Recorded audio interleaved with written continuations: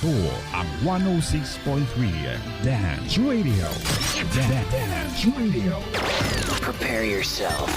Ang silid-aralan sa radyo, hatid namin ay makabagong paraan ng pagtuturo at kalaman. Mapaumaga, tanghali o hapon man yan. Ang istasyong magbibigay impormasyon kahit saan man. For something big. Alright, here we go.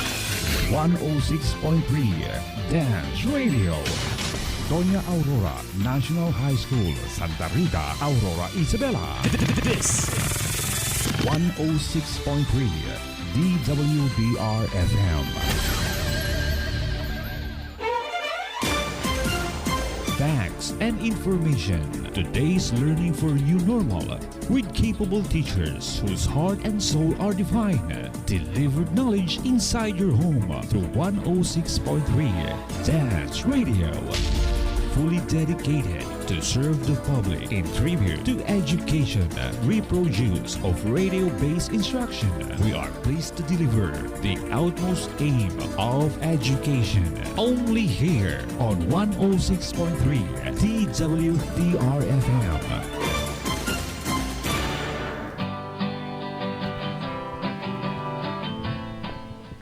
Yes, amazing afternoon. It's morning, right? It's still morning. Amazing morning, grade 8 learners, and to all students who are listening right now.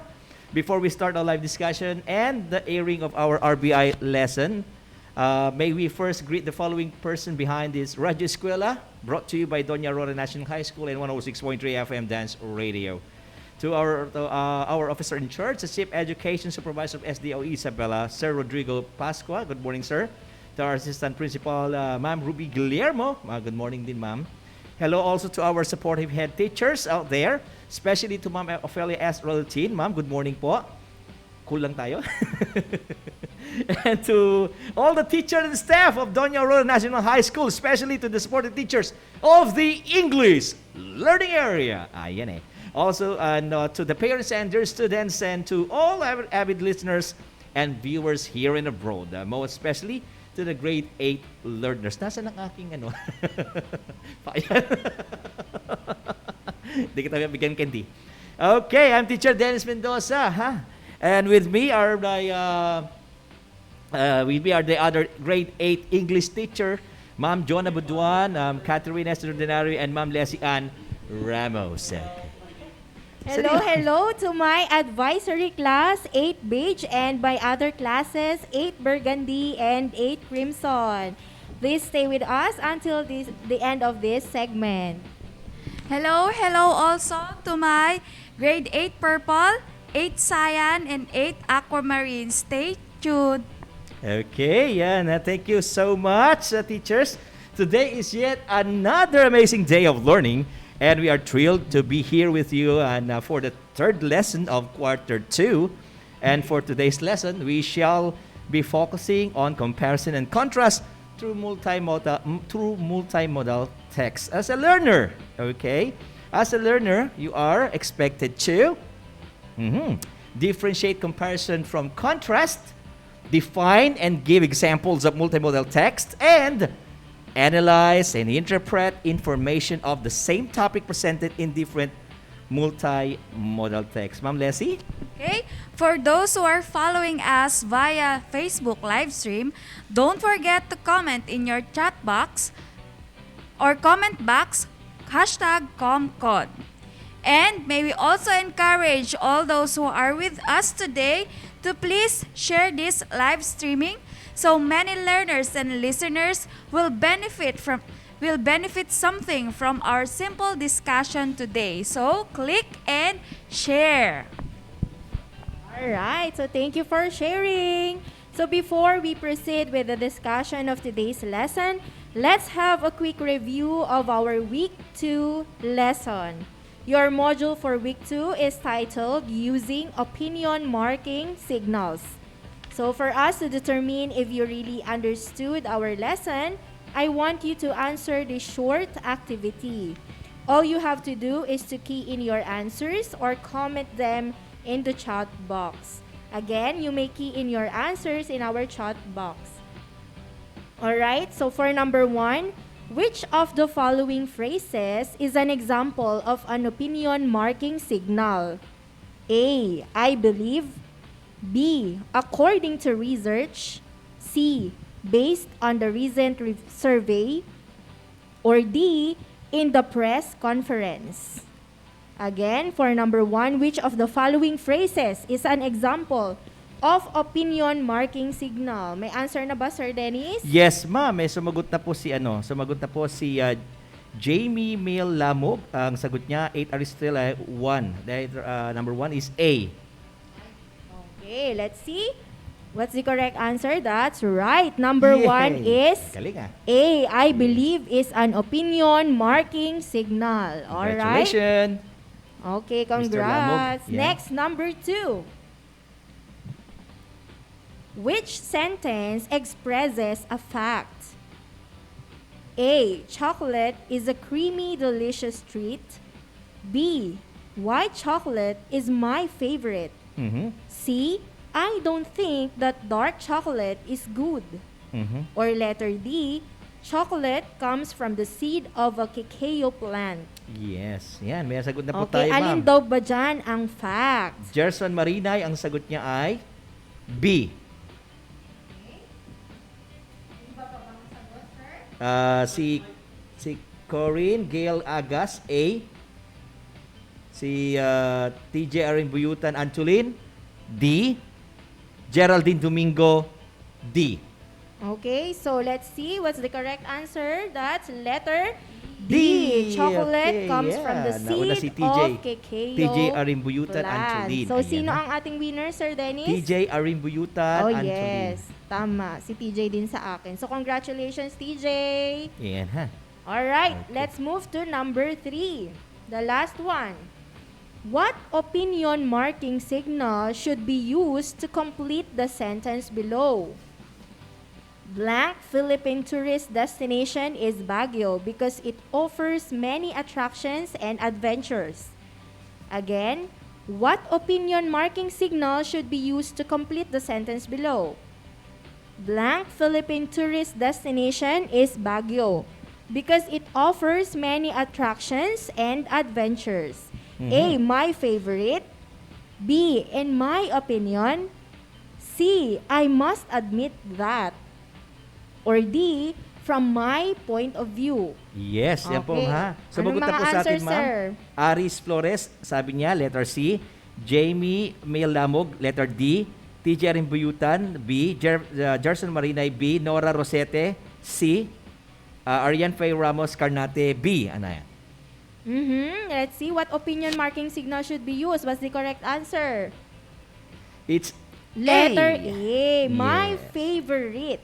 Yes. It's her opinion. Opinion nung nagsasabi na favorite niya ay Philippine tourist destination. Na Philippine tourist destination ay yung Baguio. Yes, ma'am, Bakit ang hindi nakakuha pwede ng- yung B?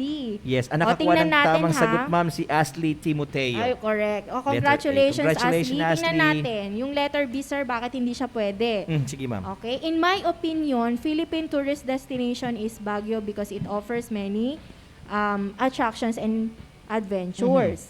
Pwede din. Pero my favorite, that is still the best answer. Yes, ma'am. Okay, so Sir Dennis? Yes, congratulations, ha? Congratulations, dear learners. Your answers show that you really understood our week 2 lesson. And so we hope that you're going to stay with us until the end of this segment. Get your learning module and your writing material. Because here is now your RBI lesson for today. Enjoy listening!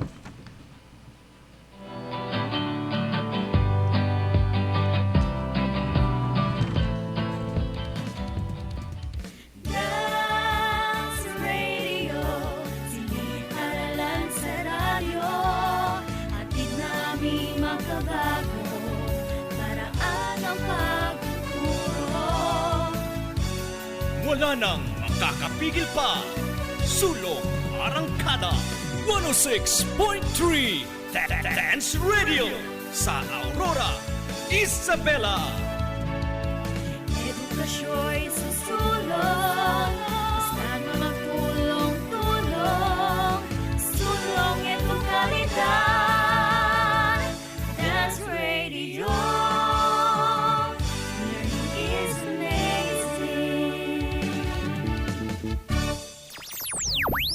language, grammar, and literature, a program that will develop your vocabulary.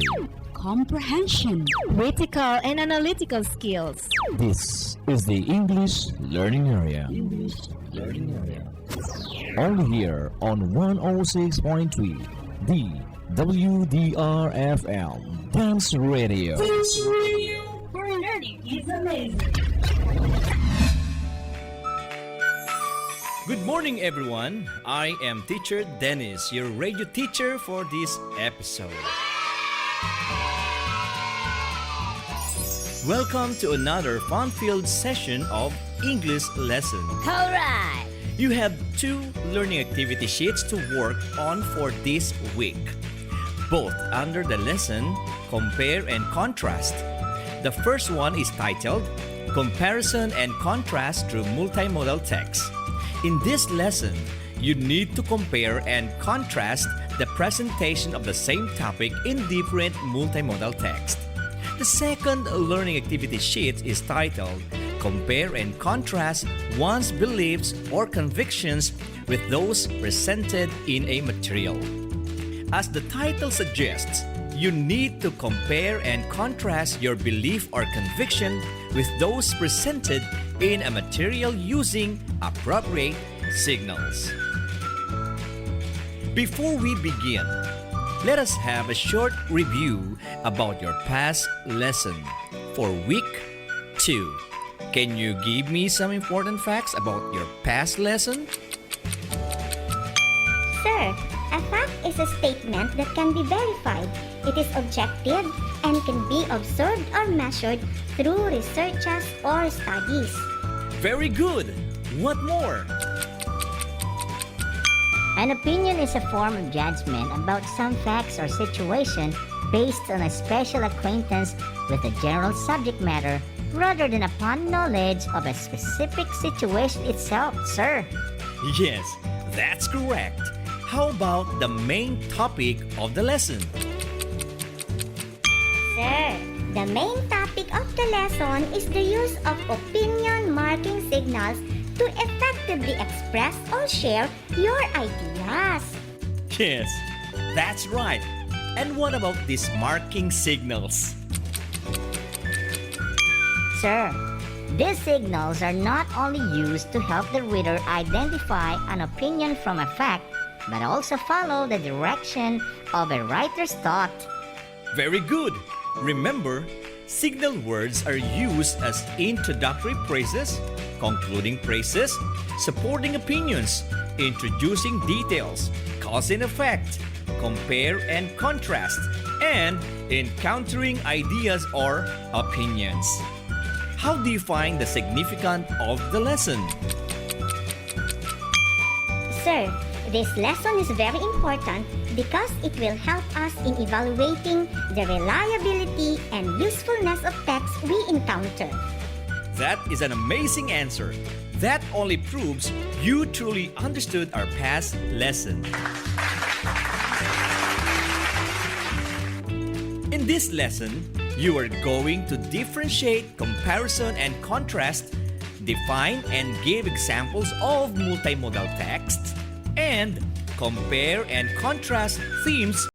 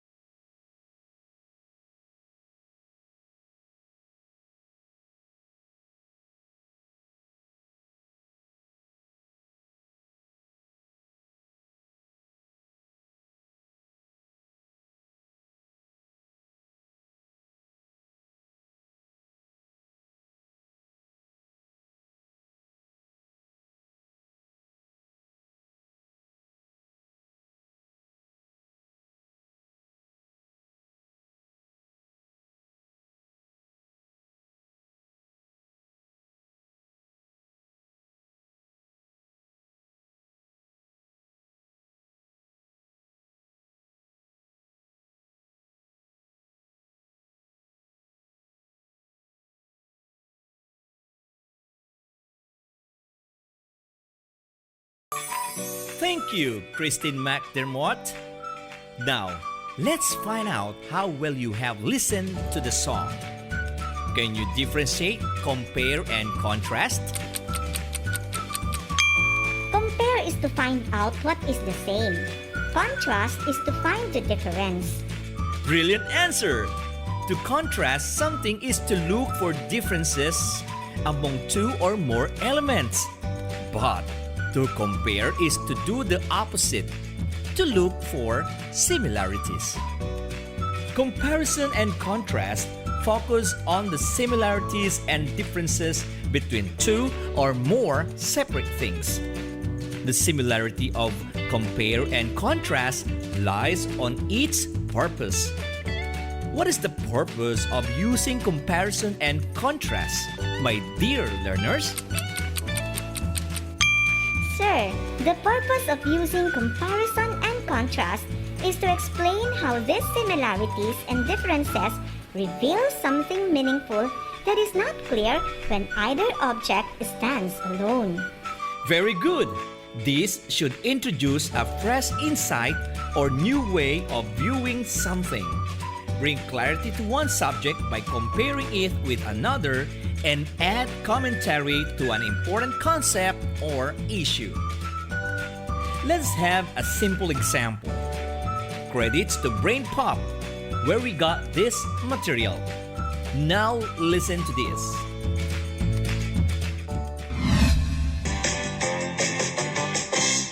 Sharks and dolphins are alike in some ways and different in others.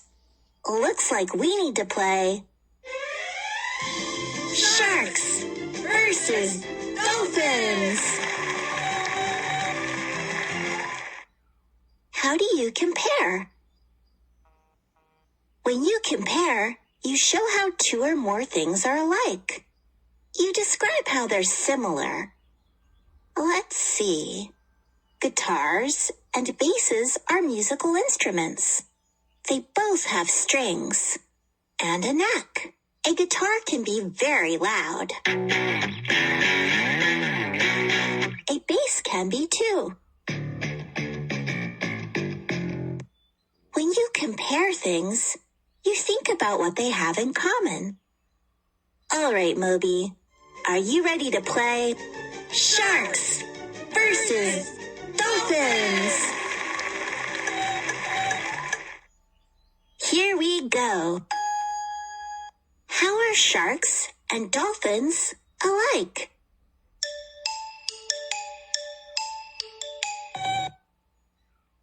Right, they're both animals. Yes, sharks can live in the ocean and dolphins can too. What else do they have in common? Think about how they look and act.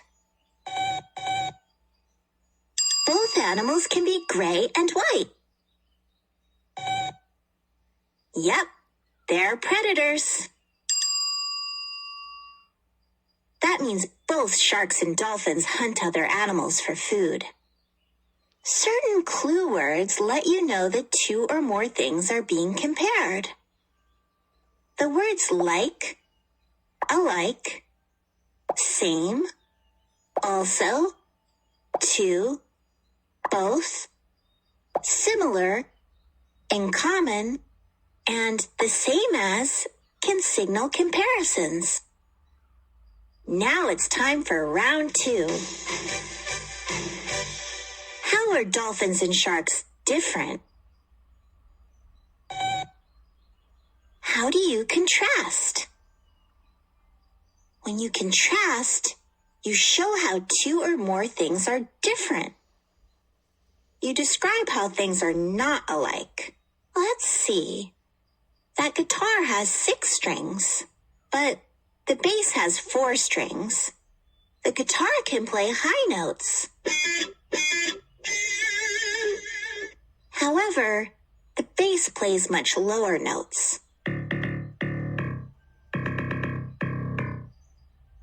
Are you ready? Let's play Sharks versus Dolphins. Okay, Moby, how are sharks and dolphins different?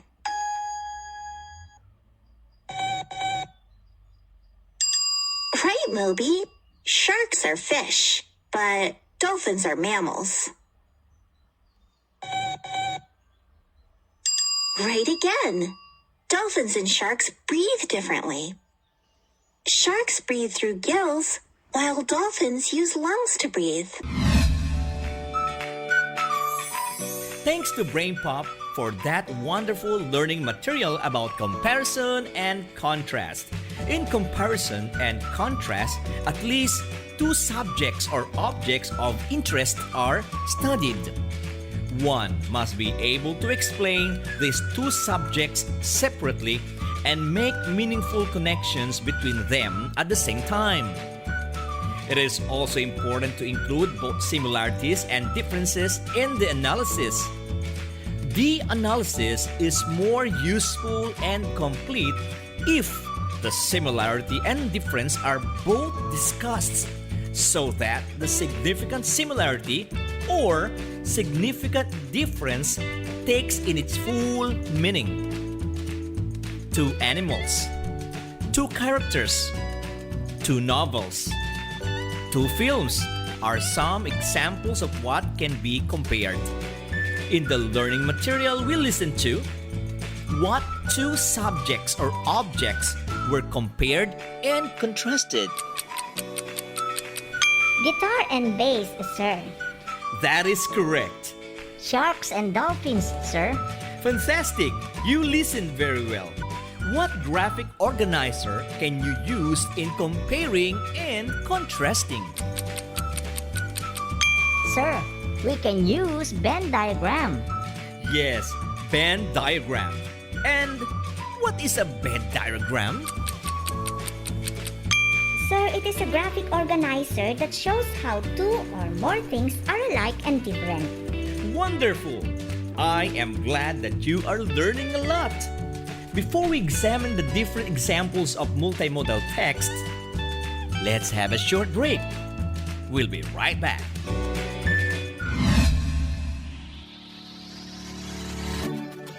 Do you encounter problems in accomplishing the different activities in your modules or learning activity sheets? Worry no more, because your teachers are always ready to guide and assist you. You can send your questions or clarifications in two easy ways. 1. Call or text. And 2. Private message. So easy, right? Remember, at Doña Aurora National High School, we make amazing things possible. This reminder is brought to you by Doña Aurora National High School and this station.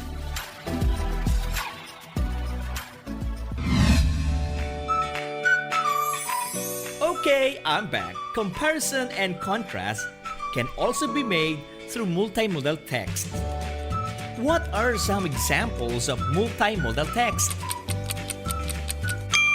Sir, examples of multimodal text are posters, storyboards, oral presentations, picture books, brochures, slideshows like PowerPoint, blogs, and podcasts. Very good. And more complex digital multimodal text productions include web page, digital stories, interactive stories, animation, and film. Now it's time for you to apply what you have learned. Let us look into some of the themes from Afro-Asian literature, starting with China, then Japan, and of course, our country, the Philippines. You have two exercises to work on. For exercise 1, you need to examine the illustration showing the Chinese golden rule. Do not do unto others what you don't want others do unto you. On the other hand, study the message of the Union proverb to the Filipinos as depicted in the picture. Draw a Venn diagram, then write their differences in terms of moral truth in the outer circles. Then write the similarities between them in the inner circle. Let me give you possible answers as your bonus. In the circle, you may write this as one of their similarities. Both reflect on how to be a person of a favorable character. In the left outer circle under do not do unto others what you don't want others do unto you, you may write this. It states the principle of treating others as a way by which you want to be treated.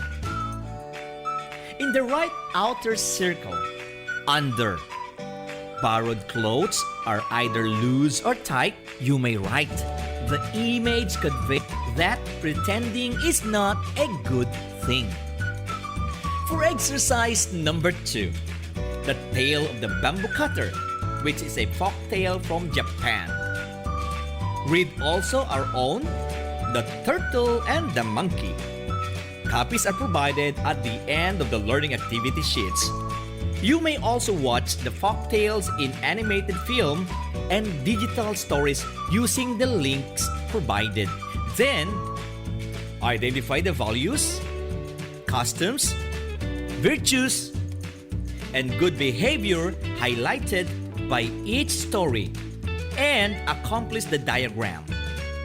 I will give you a few seconds to answer it. Okay, now can you give me some possible answers, dear learners? Yes, sir. In the middle column or rectangle, write the common messages of the folk tales. I write, the stories convey that we must always consider what's good and acceptable in life. Very good. How about in the first column? Sir, in the first column or rectangle that is under the tale of the bamboo cutter, I may write, the story reflects the importance of women among the Japanese as well as beauty, exile, belonging, and love. That's great. How about in the third column under the turtle and the monkey?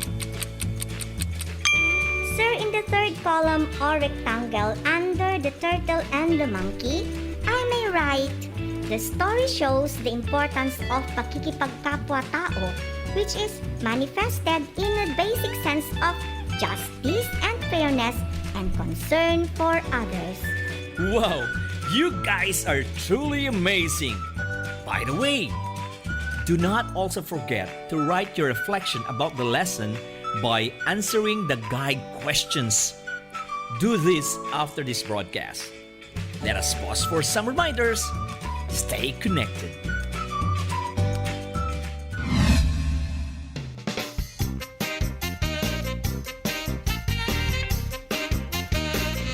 It's time for our English trivia. Trivia. Did you know that the tiny plastic cover on the tip of a shoelace is called an aglet? What? Let's spell it out. Aglet. A-G-L-E-T. Aglet. Isn't it amazing? Amazing! Now you know.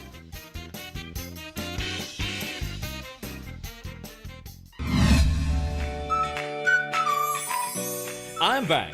Let us tackle learning activity sheets number 2. This time, you need to compare and contrast your beliefs or convictions with those presented in a material.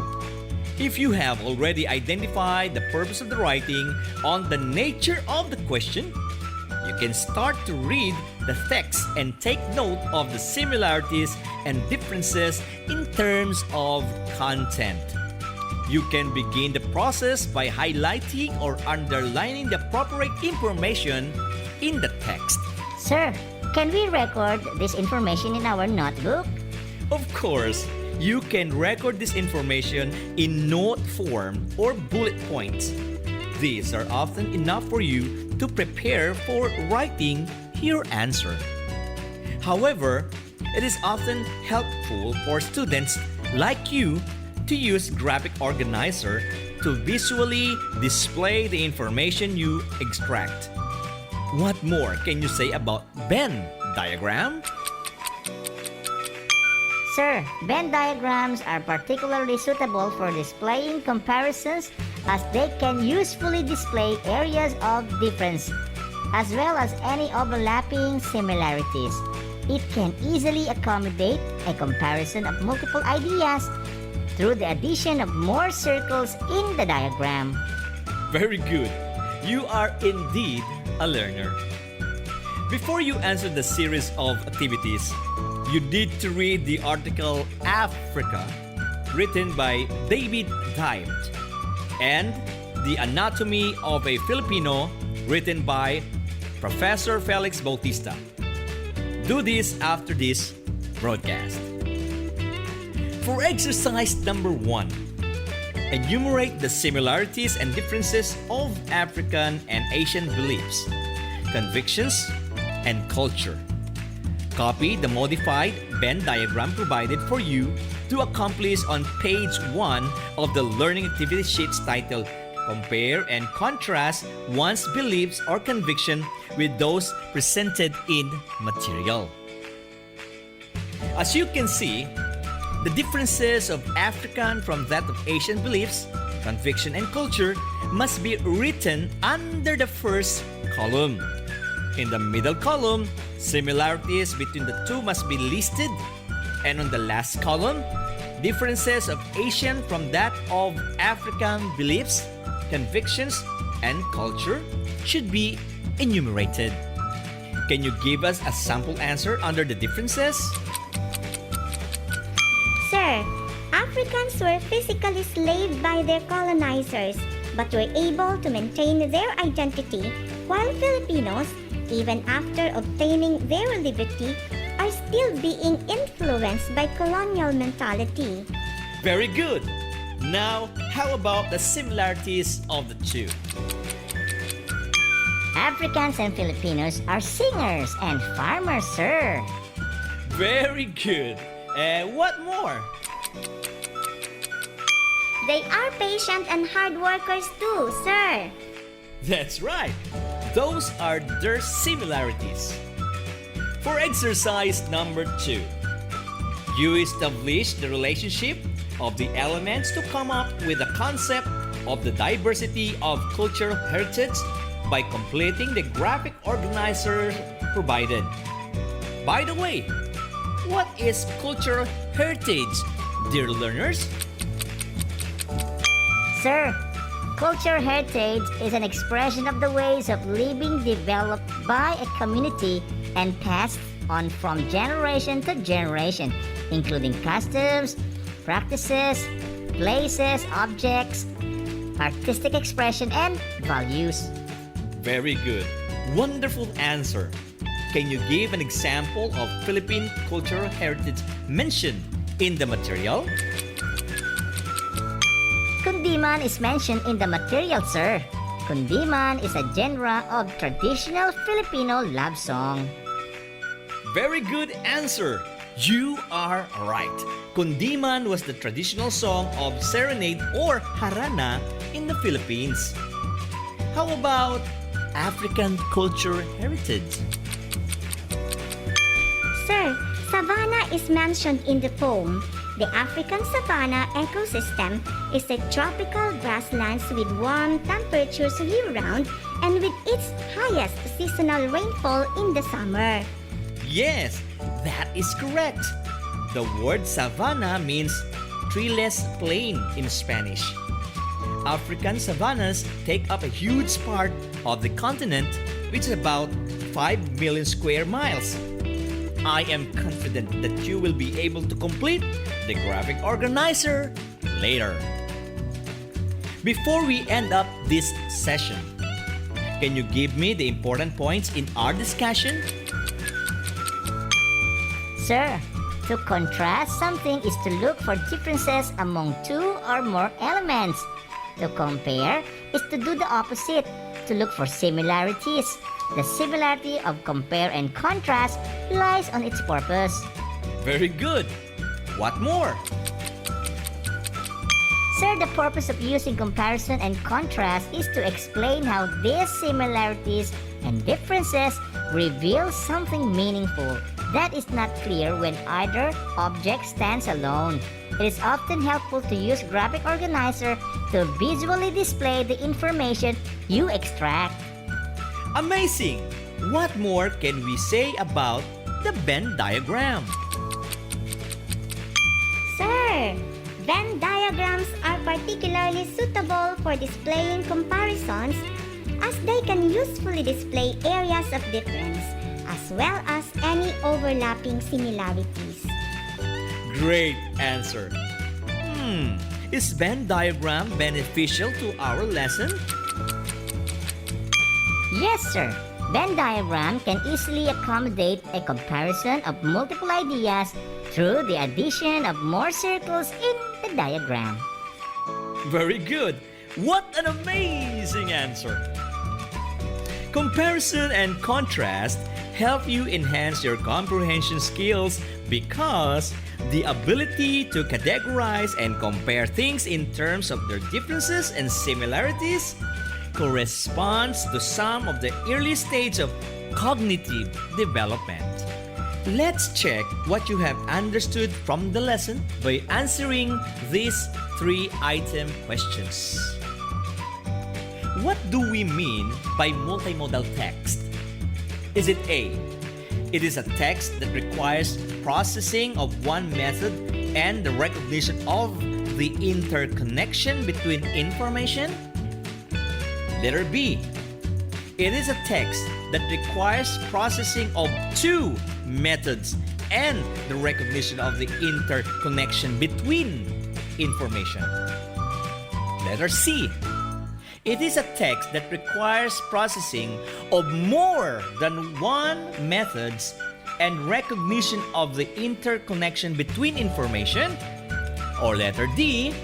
It is a text that requires processing of more than one method while disregarding the interconnection between information. So what is the answer? Letter A, sir. It is a text that requires processing of one method and the recognition of the interconnection between information. Very good answer. And now, let's proceed to number 2 question. Which type of live multimodal text is the expression of an idea or emotion through the use of body movements in rhythmic way, accompanied with music? Is it A, animation? B, dance? C, films or letter? Or D, oral presentation? What is the answer? It's letter B. Sir, dance, because it involves body movement in a rhythmic way. Very good. What a wonderful answer indeed. And now for number 3 question. In your learning activity sheets, page 10, there is an image located at the upper left side of the page. What type of multimodal text is presented? Is it A, comics? B, infographics? C, picture or letter? Or D, poster? What is the answer? Letter D, sir. Poster. It has a large printed picture that includes both textual and graphic elements. Very good. Congratulations, dear learners. This only shows that you truly understood our lesson. For your reflection, do not forget to answer the question found on page 11 of your learning activity sheets. How will literature guide you in understanding the diversity of cultural heritage in Asia and Africa? That's all for this week, my dear grade 8 learners. I would like to acknowledge the teachers behind this RBI lesson. Teacher Dennis Mendoza, yours truly, the scriptwriter. Wow! Teacher Annabel C. Acopido, our language editor. All right! Teacher Susana B. Dumont and Ma'am Ophelia S. Ralutin, our content editors. Teacher Michael Jan Tumulak, our technical specialist. This is your host, Teacher Dennis Mendoza, saying thank you very much for your desire to improve your speaking and writing skills in the English language. Stay tuned for the live discussion. Have a great day.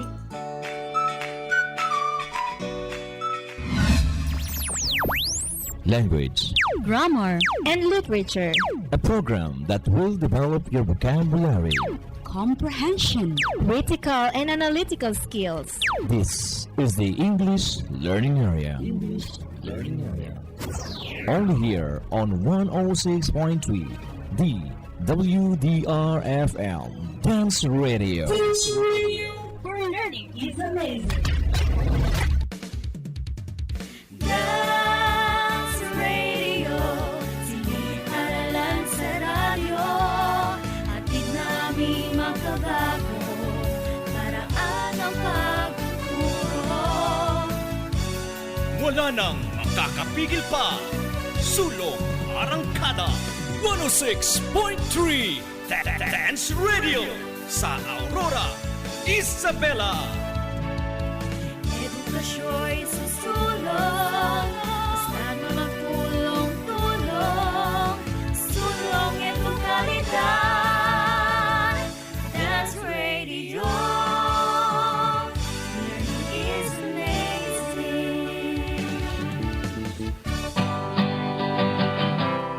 Okay, you have just listened to our RBI lesson for this day. In this live discussion, our dear learners, we will be dealing in the deepening part of the lesson where we are going to have more exercises and activities to enhance your ability to think and make meaningful connections in comparison and contrast through multimodal text. Now, before that, I have some motive question. Ayan. Ito po yung tanong na gusto kong sagutin ninyo. Pwede, mga anak ha, pwede nyong ipadala sa amin ito sa messenger natin, sa group chat natin, para ito yung magiging evaluation natin sa inyong sa araw na ito. Magiging isa sa mga evaluation natin sa araw na ito. Okay po? Yan na ha. Okay. So ito po ang tanong. Have you experienced comparing and contrasting ideas or things? If you do, how did you do it? To help you understand the question, may I ask my fellow teachers to please give us their thoughts about it. Unahin natin si Ma'am Leslie. Ma'am Leslie? Okay, sir. We may begin by saying everything we have to say about the first subject. So, kasi two things kasi yan. Yes. Or two ideas.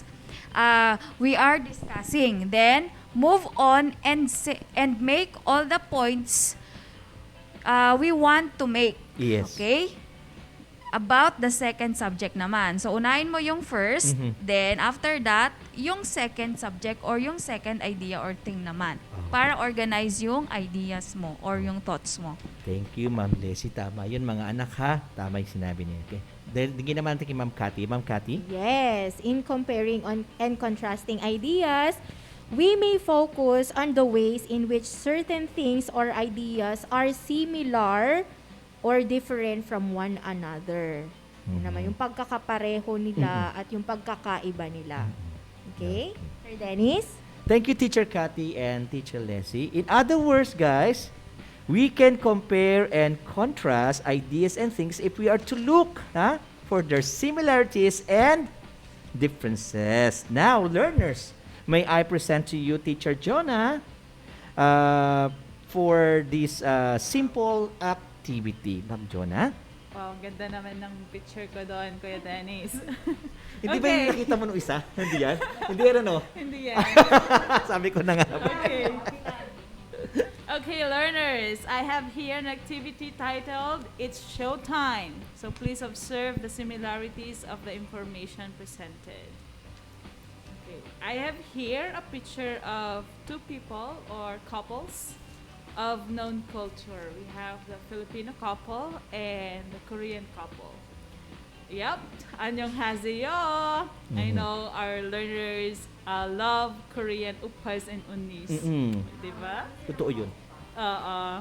So, what similarities and differences do you see between the Filipino couple and the Korean couple in terms of their costume. So just key in your answer in our chat box and to answer, just type the letter of your choice to determine whether it is their similarities or differences. Yes, Ma'am Jonah, tama. Tignan nyo ha, mga anak, pakinggan nyo po ito ha. Pinutol ko si Ma'am Jonah kasi kailangan na ito kasi medyo madalian siya. Kung makikita nyo mga anak, if you're going to see yung ating PowerPoint, makikita nyo rito may A, B, C. Okay? Yung A dito, sabi ito, hand-painted, loose skirt, full skirts. Letter B, embroidered, pop sleeves, fitted. Yung letter C, formal, elegant, long skirts, and long sleeve. Ang gagawin nyo lang mga anak, just key in the letters. Tatlo sila dapat magkakasunod. Kasi po, bakit po ganyan? Ulitin natin ha. Isa dyan, it's either A, B, or C. Isa dyan yung tinatawag nating nasa similarities or difference nila. Parang ganito po yan. Ayan, nakita nyo? Yan. So, merong A, B, or C. So, kung sa tingin nyo yung A at yung C, ay sila yung differences, ilagay nyo po ay A, B, C. Kasi yung mga nakikinig sa radyo, yung Venn diagram, di ba? Ito yung intertwine ba tawag doon? Overlapping sila. Yung gitna na kung saan sila nag-overlap, yun ang similarities na sinasabi natin. So, kung sa tingin nyo, yung A, halimbawa lang yan ha, yung A na pinakita ko sa inyo kanina, ayan, babalik tayo, hand-painted, loose skirts, and full skirts. Kung sa tingin nyo, yan yung, sa Filipino, ilagay nyo A. Okay. Kung sa tingin nyo naman, yung differences niya, yung letter C naman, yung difference niya, halimbawa, formal, elegant, long skirts, long sleeve, ilagay nyo ay doon sa C, doon sa difference. Tapos yung B, yung similarities. Just in case kung yun ang sa tingin nyo. Okay po? Ayan. So again, A is for... Ito ba nangyari? Yan, yung uniqueness ng Filipino costume. Yes, ayan, sige. B is the similarities between the Filipino and the Korean costumes. And C is the differences or the uniqueness of the Korean costume. Parang nakakita. Sige, tignan natin. Pipili lang po kami ng dalawa. Unang dalawa ha. From Aslin Timoteo, BCA daw. Yan, BCA. Yan, si isa pa. And Ashley Timoteo also, BCA. Sino pa ba? Si Aaron Kurt De Vera, Nora ACB, Rosete, sabi niya. BCA din. Kuya, ipakita mo ulit yung choices natin. Ayan. Okay, yep. Yan ang choices. Okay po. Yan. Hand-painted, yung letter A, hand-painted, loose skirts and full skirts. Ayan ba, sa tingin nyo, yan ba ay sa Korean ba yan? Or yan ba yung similarities nila? Yung letter B naman, embroidered, pop sleeves, fitted, yan ba ay sa Filipino or yan ay sa Korean? Or yan ba yung similarities? At yung C, formal, elegant, long skirts, and long sleeves, yan ba ay yung similarities ba nila yan? O yan yung kanilang differences? So meron na mga sumagot. So, tignan natin ang sagot. Ha? Okay, ito na po ang sagot. Ipakita ko yata kanina yan. Natutuwa ako. Ayan, ang sagot natin ay B, C, A. Ayan, yung pagkakaiba ng mga Filipino. Okay. So, mananalo ka kanina. Sige, tingnan natin yung mga kanina, ha? Oo, yung mga nauna. Parang yung kambal yata yun. Tama ba ko? Yes, sir. Pero sino na yung isang kanina na Asli? Aslin and Asli Timoteo. Sila po yung nanalo. Tatanggap po kayo ng 30 pesos worth of load. Paki-text niyo po ha, paki-message niyo po yung mga subject teacher po ninyo. Okay po? Yan. Thank you, Teacher Jonah. Hindi lang yan ha, kasi kung makikita po ninyo, ito na yung sinasabi natin kanina. Bigyan din natin ng pagkakaiba yung kanilang mga kinakain sa Pilipino. Kung makikita po nyo dyan mga anak, yan, paborito na marami yan. Ang tawag natin ay bibimbap. Ayan. It's a mix of rice, meat, vegetable, egg, and chili pepper paste. Nakita nyo? Ginutom na ba kayo? The most popular Korean cuisine. Ha? Kuya Dennis, libre mo nga kami. After nito, sir. Okay lang. Hindi pa ako nakatikim niyan, sir. Ako rin. Ayan. Mga anak ha, yung mga sikat na pagkain sa Korea, pag pumunta kayo ng Korea, yan nagkaganda po ng bubungan sa inyo, bibimbap. Yan. Kasi sa Manila meron din. At yung pangalawa, makikita sa baba, yan naman tinatawag natin Korean traditional dance originated in Asian shamanistic rituals thousands of years ago. Yan yung isa sa kailang mga sayaw na ginagawa sa Korea. Na yung pagkain nila, bibimbap. at yung kanilang traditional dance na tinatawag na galing pa to sa ancient shamanistic rituals. At hindi lang yan. Ano naman sa Pilipino? Anong kulay nyo sa Pilipino? Isa sa kilalang pagkain. Galing ng Batangas. Tama ba ako? Batangas, Bataan. Batangas. Parang gano'n. Ano sa tingin nyo? Well, internationally, kilala ang mga Pilipino na nagluluto ng adobo. Okay. So, yun. Sa tingin ko. Okay. And lechon. Lechon and adobo. Kayo na kasi nagkukwentuhan kami tungkol sa Pasko. Bet. Okay. Pakbet. Yeah. Oo, pakbet pag sa Ilocano, Dito, di ba? oo, sa Gulay. atin, oo. Yan, maganda yun. Ito po Tindig. yung nakita natin sa internet. Ayan. Bulalo. Yan, the perfect company for a cool rainy day in the perfect Philippines. today. Oo, diba? Oo, Yan baka yung naman, sir. Kung meron silang bibimbap sa Korean, meron tayong bulalo naman dito sa Philippines. Ha? This is a nice hot bowl of bulalo kako sana. This tasty soup is made by slow cooking heat or cooking beef shanks and bone marrow. Diba yung bone marrow niya, nandun pa sa loob kasi ng buto yun eh. Diba? Yung sinisip-sip nyo. Yung mga tinatapon nila na buto. Tatapon buto. Pero may laman Sa atin kasi hindi natin Tinatapon. tinatapon, di ba? Oo, di ba? Ay, oo, kasi sa ibang bansa tinatapon nila yun. Sa atin kasi meron yung yung tawag ito, yung laman niya. Oo, di ba? We are very creative in terms with... Ito, tawag nila utak. Oo, yung utang sinisip-sip na, di ba? Nalagay pa ng yung kutsara sa loob. Yun. Tapos sa baba naman na makita nyo mga anak, ayan, anong tawag dyan ay? Tinikling. Tinikling. Yan naman yung ating isa sa mga traditional Philippine folk dance. Pag yan yung number 1 na kilala nila na sayaw dito sa Pilipinas, yung sabi sa English ng kausap ko ay tinikling. Yan, tinikling daw yan. Tinikling. Sabi ko tinikling, tinikling. Traditional Philippine folk dance which originated during the Spanish colonial era.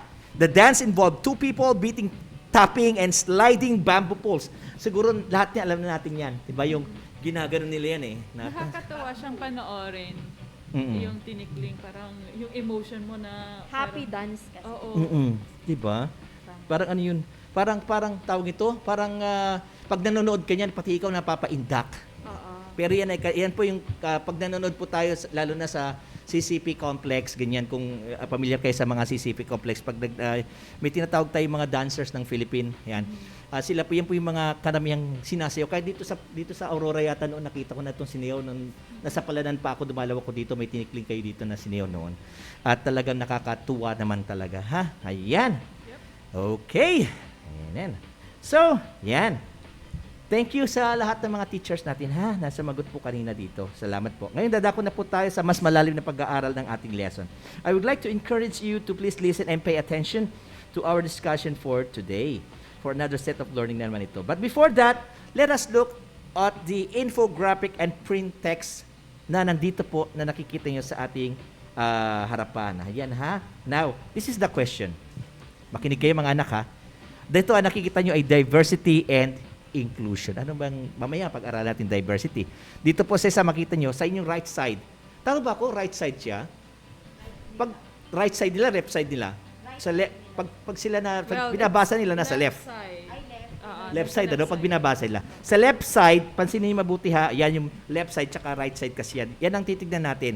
Diversity is understanding we are different, understanding how we are different, learning to communicate the difference. Now the question is, what is the topic of the infographics and print text?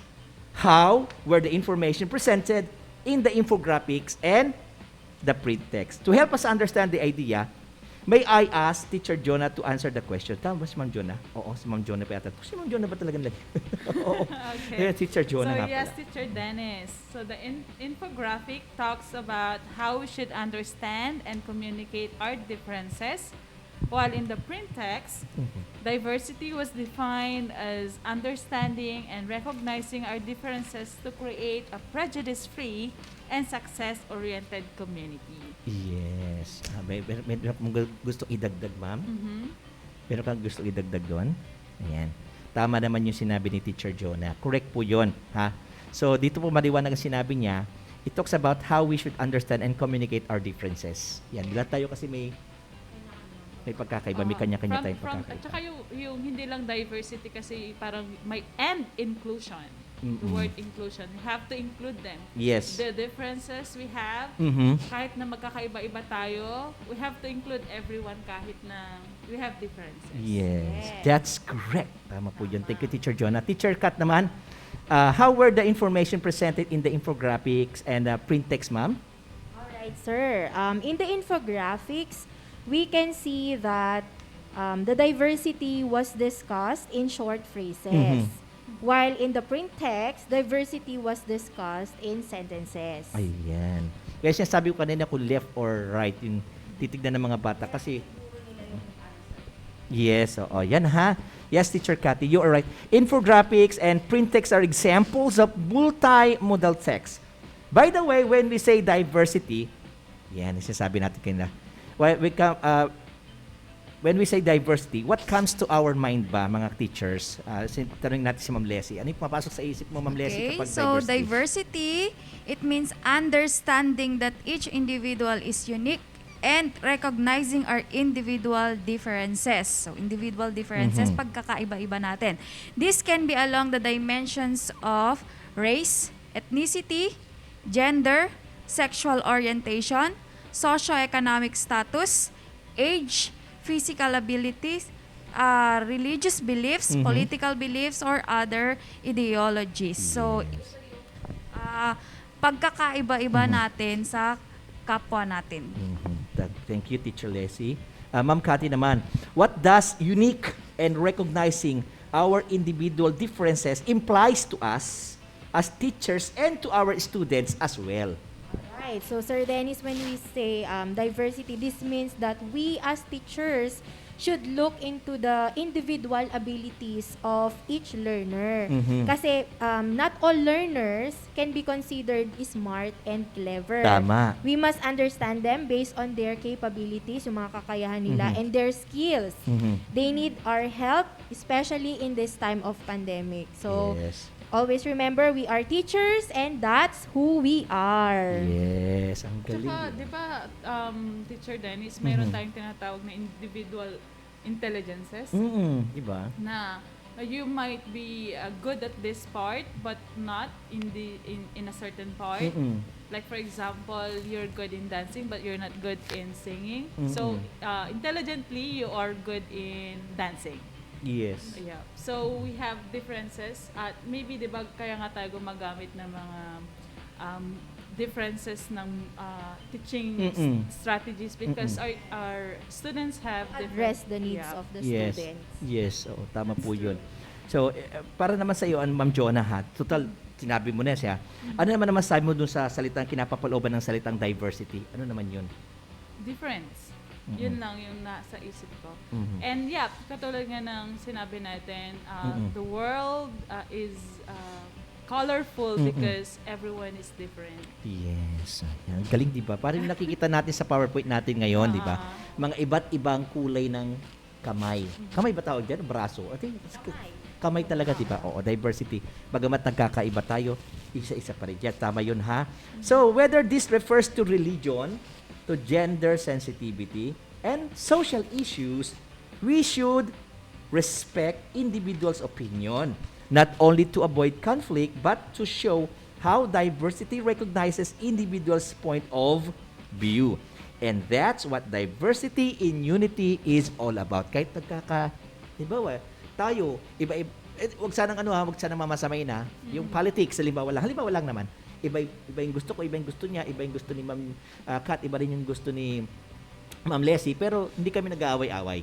Yan. Kinikilala natin ang bawat kakayahan ng bawat isa. Ayan, now let's proceed to multimodal text. Now, multimodal text, are often, ito yung mga tinatawag natin, may tatlo yan the live multimodal text, digital multimodal text, and the paper-based multimodal text. Now, Teacher Leslie will discuss the live multimodal text. Okay, guys? Listen. Pero gusto ko rin yung picture ko, nakatagilid. Side view. Ang galing ni Kuya Dennis na nag-stalk. Okay, yes, Teacher Dennis. Live multimodal text, sabi nga, live. Okay? Are shown through combinations of different modes such as gestural, spatial, audio, and oral language. And the following examples of live multimodal text are, first one, as you can see, dance. Okay, first one is dance. Dance, the expression of an idea or emotion through the use of body movements in a rhythmic way accompanied with music. O, So we diba? are very familiar with this. Eh, yung malong-malong dance nila Oo, sa... malong-malong. Yes. The second one is the oral presentation. It is the delivery of an idea in front of a public audience. So example nito is yung SONA, parang Yes, yung mga SONA ganun. ni President. Thank you. Thank you, Teacher Leslie. The second one, the digital multimodal text naman, ayan, gusto nito yung makita yung kanyang picture din. It will be discussed by Teacher Cathy. Ito yung digital multimodal text. Ma'am Cathy? Alright, so our dear learners, when we say digital multimodal texts, these are presented through dynamic combinations of various modes across written and spoken language. Still, yung hindi gumagalaw, and moving visual images, audios, gestures, and spatial communicative resources. Spatial means in relation to the position, area, and size of things. Okay, so the following are examples of digital multimodal text. Okay, we have the first one, film. Okay, it's a form of storytelling using a series of moving images shown on the screen, usually with sounds. Ito yung mga napapanood natin, mga pelikula in Tagalog, films. Tama. Alright? Next is, animation. Ayan, familiar tayo dyan. Ako gustong-gusto ko din nanonood ng mga animated films. Ang galing, no? So, Yes. what is an animation? It is a method of storytelling using figures that are manipulated to appear as a series of moving images. So, Yeah. under pa rin to ng digital, multimodal Text. Digital kasi gumagamit tayo ng mga effects, software, tapos software. na-upload kasi yan sa web or napapanood natin siya. Yes, So, tama po television. yun. At dahil dyan, huwag natin kalilimutan, napunta na rin lang tayo sa panonood, tandaan natin mga anak, meron tayong tinatawag na Movie and Television Review and Classification Board. Ito nga po yung tinatawag nating MTRCB. O mga bata sa mga nakikinig na mga magulang, may iba't iba pong panood na dapat alamin ng mga bata kapag sila po ay nanonood. Whenever they watch TV, watch something kahit sa mga phones nila, sa mga YouTube, we need to be very careful on what they are, watching right now. Kasi meron po iba-ibang mga kanyan, iba-iba po yung classifications niya. Halimbawa, meron tayong general audience and general patronage for all viewers. Yan po, isa lang yan. Bagamat meron siyang konting pagkakaiba, maliit lang naman, pero yan ay pwede para sa lahat. Yan ang ibig sabihin, di ba? Ano ba example ng pwede natin panoorin? Sa tingin nyo? G. G. G. Ano? Hindi, yung pelikula. Halimbawa, pelikula. Mga Disney film. Yung mga animation. Mga animations Moana, yan. yung mga yan, mga ganyan. So yan, pwede po sa mga bata. Yan, pag nakita nyo ay letter G na siya. General audience or general patronage. Lato naman po pangalawa, yung PG, yung parental guidance naman siya. Yung parental guidance, this is, it needs a supervising the adults. No? Yung supervision po ng adults, kinakailangan na po sa mga bata. Kasi it may contain some themes, language, violence, nudity, sex, and horror na hindi appropriate para sa edad na ganyan. No, so yan po, kaya nakikita natin lagi na sa MTRCB meron po lang sila ginagin. Pati yung restricted 13. Only viewers who are 13 years old and above can be admitted sa pelikulang ito. Okay po? Yan ang tatandaan ninyo mga anak, mga magulang. Yes, ma'am? So kung yung ang probinsyano, kuya, PG siya. PG siya or restricted 13? Di ba nakita si Provinciano? Nakalagay siya PG Oo. PG siya. Patnubay ng magulang ay kailangan kapag nanonood. Pero Para pwede ma-explain. Pwede siyang panoorin pa rin ng mga bata. Pero kaya, ang pagkakaiba yata ng G sa PG, yung G kahit iwanan mo yung bata. Oo, tama. Diba? Yung PG, Hindi mo Kailangan mong bantayan Oo. para may explain dun sa bata na yung nagpapatayan na ganyan. O Bakit? hindi maganda yan, hindi ano. Pero may mga good sides pa rin kasing stories sa probinsyano, di ba? Yung kapupulutan ng aral. Yes. At yun ang dapat Yung makita naman. may ano tayo nun na G, yung Santino, yung mga ganun. Naabutan niyo ba? Di ba? Naabutan niyo ba yun Oo, si Santino, na namatay Oo. tapos nabuhay ulit. Di ba? Oo, maganda yun. Maganda yung mga ganung kwento niya. Paggawa ng dapat mabuti. pala, kapag nanonood ka, kapag may PG, pinapaliwanag din talaga ng parent. Yes. Yung ano yung nangyayari. Yes. Bakit hindi dapat tularan. At saka ano yung lesson. Meron yung... Oo, naalala ko. Ganyan yung tita ko, tas yung yung parents ko, nung bata ko, pag nanonood, explain talaga nila bakit Kasi may one time noon, may pinapanood kami, tas may biglang scene na hindi okay, o in-explain, tas minove. Hindi pwede yan. Ganun. Tama. Natatandaan ko talaga. May patnubay talaga. Kasi noon, nung bata ako, manonood kayo as a family Di ba? Mga teleserye. At dahil dyan, di ba pasok tinatawag nating SPG? Yan na yun. Yung stronger and more vigilant parental guidance, ito na yung talagang kailangan. Yung bata talaga, gagabayan mo na talaga siya. Minsan, meron pang mga bata na bawal ng, pag SPG na siya. Yung di ba SPG ang probinsyano? Ano ba yung age limitation kapag SPJ? Oo, sa SPG kasi, may limitation siya na edad 13 na siya. Minsan kasi, kaya hindi rin siya ma-qualified o ma-classified ng MTRCB, gaya ng probinsyano, may batang nanonood. SPG na siya. SPG na siya. So, hindi rin siya ma-classify ng kaya sinasabi na lang ng MTRCB, may mga magulang.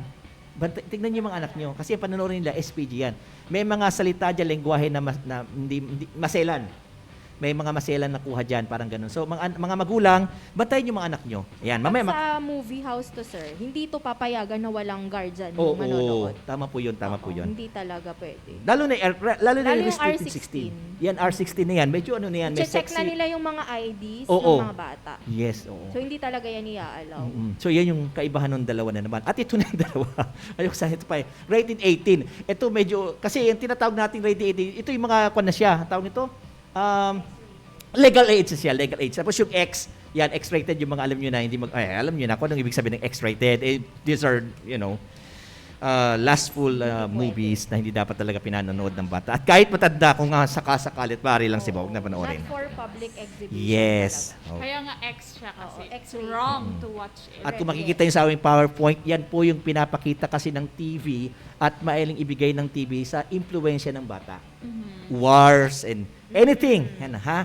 Yan yung mga kaguluhan, porn, yan, mga yan. So, bilang payo natin sa kaila, parental monitoring of children's television viewing is an important family practice that helps children understand the message they find on advertisement and program content. Kaya sa madaling salita mga teachers, kailangan pa rin ng patnubay ng magulang. Ay kailangan. Alright, so let's proceed with the digital multimodal text. Next, we also have the slideshow. It is a presentation that is based on a series of projected images or photographics. And the last one, we have the e-poster. The E there stands for electronic. An electronic poster is a digital presentation of a study and can be accessed using softwares. Yan na yun.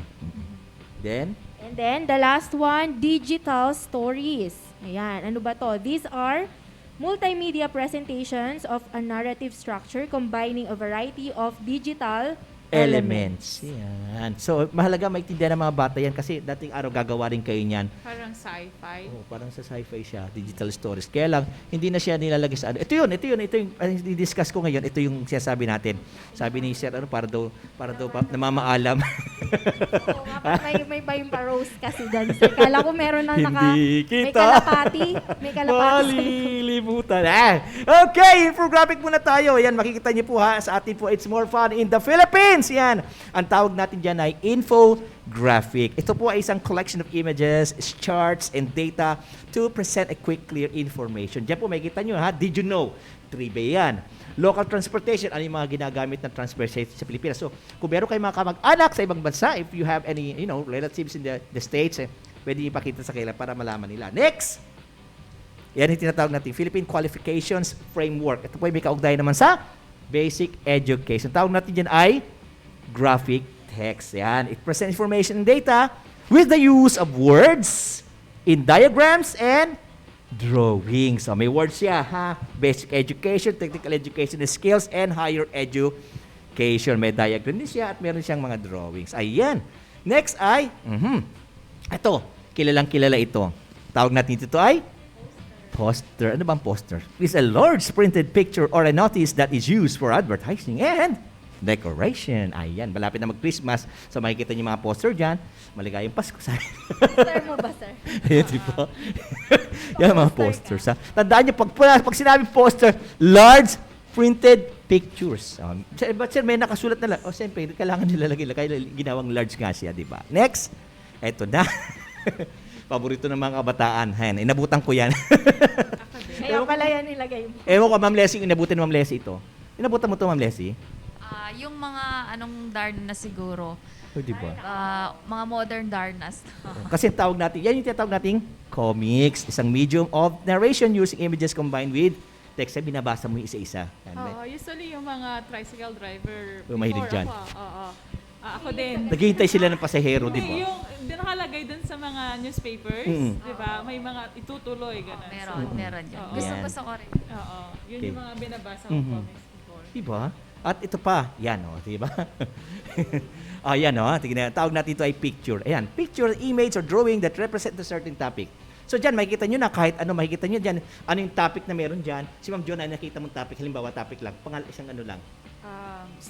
Study, di ba? Ma'am, pangalan to, Ma'am Cathy. Pag nag-aaral, study. Distance learning, ganun. Di ba? E-learning, pwede ba e-learning yan? Pwede na rin eh. Meron pala, si Ma'am Cathy, nagre-read siya ng book. Bakit parang porno na, di ba? Joke lang. Biro lang. While the two children are reading through their phones. Their phones, di ba? So, electronic. Yes. Digital yung mga bata, no? So, ganyan lang mga anak. Pag nakakita yung drawing, pwede i-visualize, pwede siyang nagre-represent siya ng isang topic. Ganun lang naman siya. Okay, next. Ayan.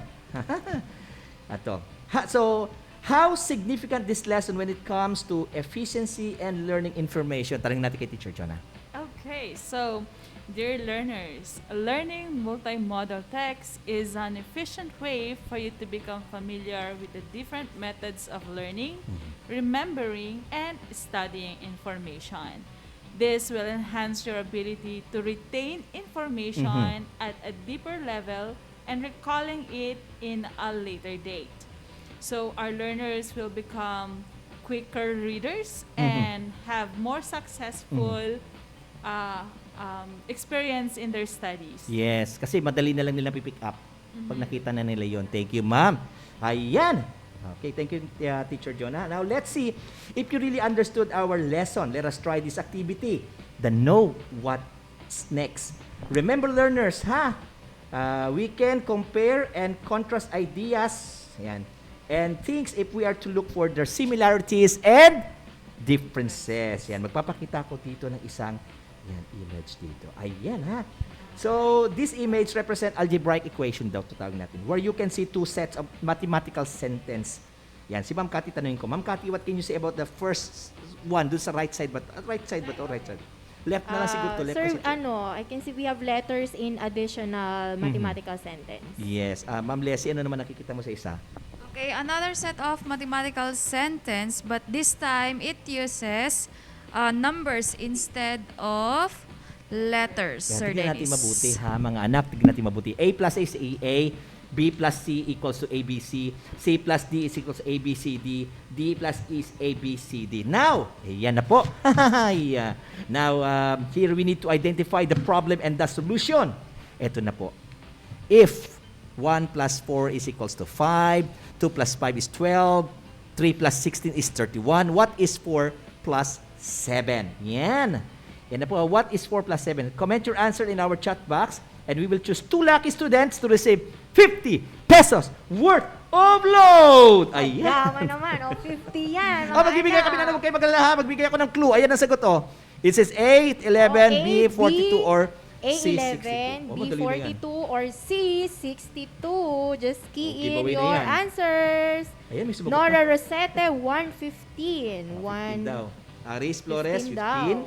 Asti Timoteo, 41. Ba't 41? Oh, sige. 42 Oh, we na have kami. May No. choices We tayo have mga choices. anak. We have choices, Okay. ha? A, B, or C only. Oh, may choices A, na tayo, B, mga or anak. C. Zara May Berioso, C, 62. Nora Rosete, A. Azli Timoteo, 42. Estel Marie de la Cruz, 42. A, yung sagot na iba. May sumagot ng, kanina, ganun pa rin, 42. Okay, libre natin sagot. Reveal, Okay, sir. ito na yung sagot ha, para malaman natin. Ito po ang sagot. Tararat, tarat! Pag naipakita ko ng sagot, wala na pong sasagot. Okay, tama ba ako? Yan.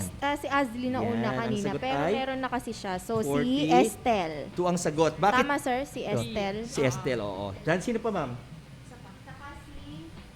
Isa pang Ashley. Aris Flores. Aris Flores. Ah, yes. Aris Flores? B, sir, 42. Oo, Okay, B42. Dalawa, sir. Yun ang 50 pesos. Paano natin nakuha? Ito po yung gawin natin. Just add the sum to the second addend plus the first addend. Like example dito ha. 5 plus 2 is 5. 5 plus 2 plus 5 is 12. Plus 3 plus 16 equals 31. And 31 plus 4 plus 7 is equals to 42. Ayan. Desi? So, congratulations to the two winners. Then, now, please inform your subject teachers so that we can give you your prize. Price, Okay? yes. Yes.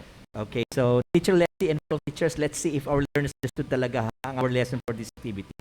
You need to listen very well and pay attention to my instruction. This task, which aim to evaluate your level of mastery about comparing and contrasting different multimodal texts, and key in your answer in our chat box. Write only the letter of your answer. Number plus with the letter of your choice. Yun lang sasagot nyo. Okay po? Ready na Yes, po kayo? again, At number para sa number 1, before narito si Ma'am letter. Leslie. Okay, so number 1. Okay. Okay. Ba't nawala? Which type? Nawala ako, Sir Joshel. Okay, so number 1, which type good to know, of live multimodal text is the expression of an idea or emotion through the use of body movements in a rhythmic way accompanied with music? A. Animation. B. Dance. C. Films. D. Oral presentation. O yan, happy Just key in your answer. Sir, may nagsagot na. Cassandra Javier, 1B. Ayan. Okay. Gerson Marinay, 1A. Ayan, Zarika talo sila. Langkita, 1B. Sige. Okay, let's reveal the answer, sir. Yan, anong sagot Answer ay? is letter B. Dance. Thank you, Ma'am Leslie. Yan, nasin din Cassandra panalo. Javier. Cassandra Javier. got Cassandra the Javier will correct receive 30 pesos answer. worth of load. Ang Next. laki ng tinulong ng picture doon, no? Multi-modal. Oo, diba? Kasi merong term na rhythmic way. tama. Ang bilis nila, Accompanied no? with music. Kasi pwedeng kanta, diba? Eh, yung kanta naman, may rhythmic ba yun? Meron pero hindi siya magalaw masyado, diba? Kuya, we dance because there is a rhythm. Yes, diba? Oo, we dance because there is a rhythm. Sa sample mamaya si Ma'am Jo. Ayan, magsasama naman si Ma'am John. Okay, next, Ma'am Cathy. Alright, number 2. Ba't ang tagal sa ano? Ang tagal na sa Tagal ating sa YouTube. screen. Anong nangyari? Naglag na siya, sir, sa sobrang bigat daw. Alright, Ayan. number 2. Which type of multimodal text is presented in our PowerPoint? Yan. Okay. Nakita yung mga anak. A. Comics. B. Infographics. C. Picture. Or D. Poster. Alright. yan na. What type of multimodal text is presented in our PowerPoint? Another 30 pesos worth of load. Naalala ko pag nagtuturo si teacher. Oh. Yung may papagawa. Oo, mga Gerson ganyan. Marinay, 2B. O, lagi tayong gumagawa na ganito nung high school. Oo, di ba? Papagawa ko din yan Si minsan. si Sen naman ay letter A daw. Aris Flores, B. Next, si ala pa to. Ayan, letter D naman si Maria. Mariah Adelfa, Adela 2D. Letter D. Yan. Okay. Si Mariah. Bettina Rivera D. Tingnan natin kung ano ang sagot. Teret! Poster! Ayan, sino po Alright. nauna? Congratulations, Mariah Adelpha Agunoy. Mariah Carey. Ayan. From Okay, 8 thank you. Copernicus. So, next mo si Ma'am Jonah. Ito na. Okay, so are the topics and data presented in the two multimodal texts the same? Tignan niyo muna mga anak yung nakalagay ha. Yeah. O, yan ay closing gender gap kasi yan. So, tignan niyo mabuti yung dalawa. Ang tawag natin doon sa left side ba tawag? Tawag ba? Left side pag nandito ako? Yes, it's left side. Yan, diba? Yan yung bar. nakagraph. Bar graph yan, diba? Bar graph. Tapos ito naman yung sa kabila ay sentence naman siya parang in paragraph. Okay po. So, ito po yung tanong ni Ma'am Jonah. Yan, so are the topics and data presented in the two multimodal texts the same? Lapit ka daw, Ma'am Jonah. Okay, again, are the topics and data presented in the two multimodal texts the same? A, yes, they have the same topic and data. B, no, the topic and data given are different. C, yes, the topic is the same, but the data are different. D, no, the topic is different, but the data are the same. Para ako nakikinig sa ano ah. Jerson Marinay, number 3, B ang kanyang sagot. Okay, medyo ano lang tayo, delayed ata sa delayed Facebook, sila no? Delayed sa ano. So, tignan natin ha. Aaron Kurt De Vera, D. Number 3D. Jamie Miel Lamug, 3B. Zara May Berioso, B. Geraldine Domingo, B.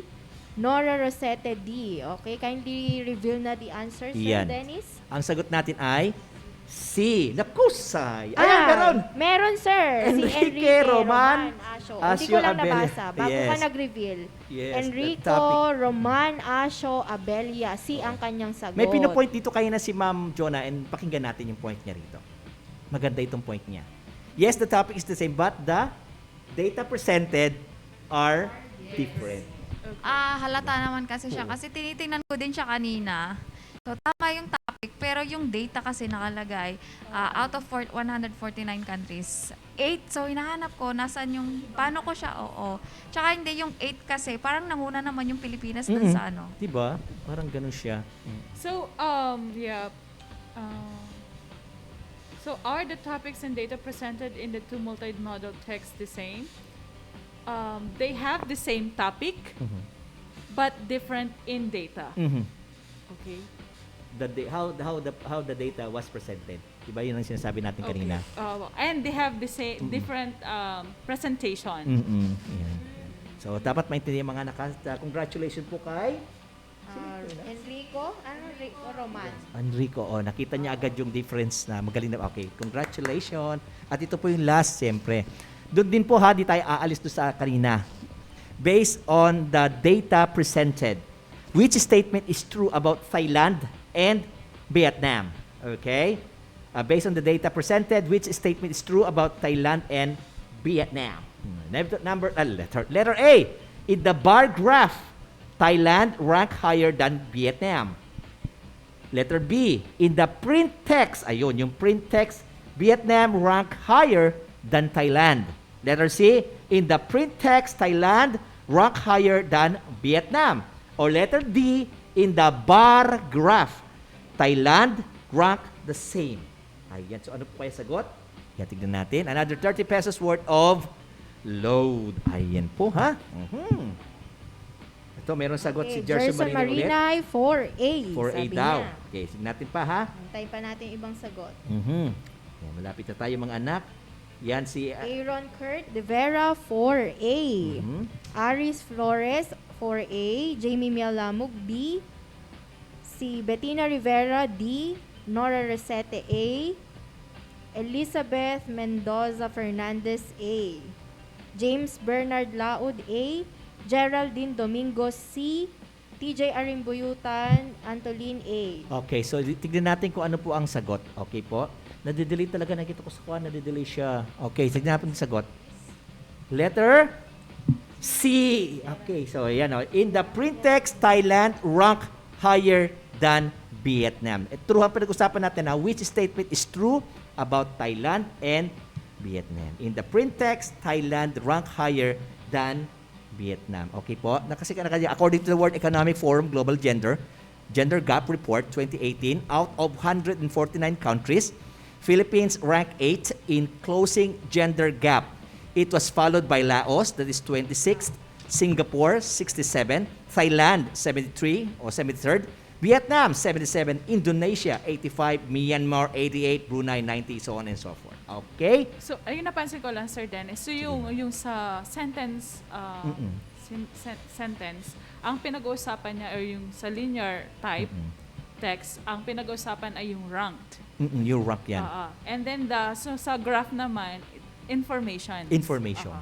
Okay. Like, bakit siya mas mataas?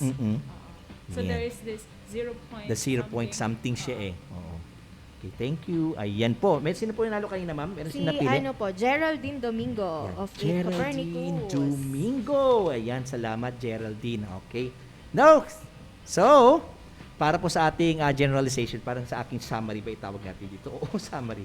Congratulations sa lahat po ng mga nanalo po. Congratulations po sa inyong lahat. Ayan. Okay, so thank you Teacher Jonah, Teacher Leslie, and Teacher Cathy. Multimodal text, mga anak ha. Multimodal text conveys meaning through a combination of two or more modes. Images may simply, tama ba ako?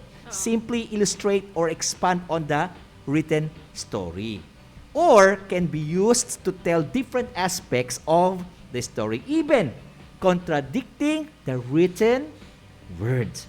Understanding the process of comparing and contrasting will arise regularly in all types of lessons, whether in the subject of English or in other areas such as science, math, history, and beyond. Comparing and contrasting helps us all understand the world around us and our place in it. Kako sana.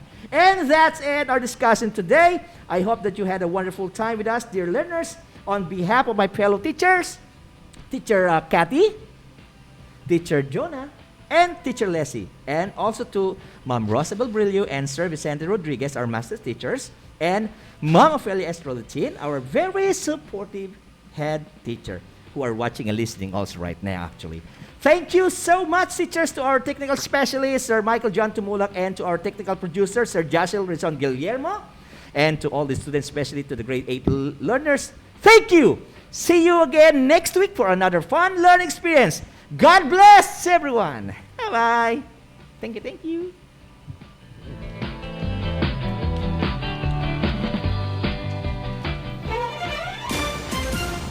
Facts and information. Today's learning for you normal with capable teachers whose heart and soul are defined. Delivered knowledge inside your home through 106.3 Dance Radio. Fully dedicated to serve the public in tribute to education, reproduce of radio-based instruction. We are pleased to deliver Thank you, the Thank you, utmost ma'am. aim Ma'am, of pakibigay lang sa akin yung ano, education. Only here on 106.3 TWDR-FM. Ito ang 106.3 Dance Radio. Dance Radio. Prepare yourself. Ang silid-aralan sa radyo, hatid namin ay makabagong paraan ng pagtuturo at kalaman. Mapaumaga, tanghali o hapon man yan. Ang istasyong magbibigay impormasyon kahit saan man. Alright, here we go. 106.3 Dance Radio. Doña Aurora National High School, Santa Rita, Aurora, Isabela. This 106.3 DWDR-FM.